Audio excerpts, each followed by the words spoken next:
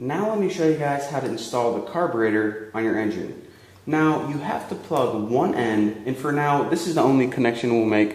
We'll plug the one end into the intake manifold on our engine. So first of all, find the intake manifold on your engine and make sure you have a hose clamp and get this as loose as possible. There we go, we have a little play in there. So whenever you're looking at your carburetor, the part that you want to plug into the engine is the area that releases the fuel-air mixture. Now in a lot of carburetors, this looks the same as the area where the air is coming into your carburetor.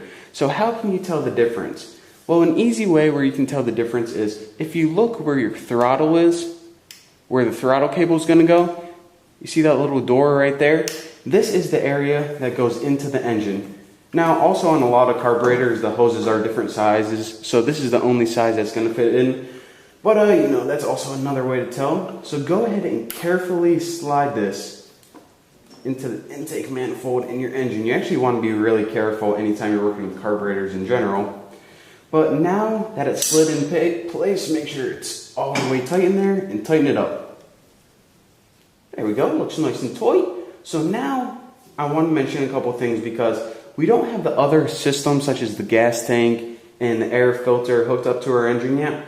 But whenever we do, remember to connect everything you need to the carburetor.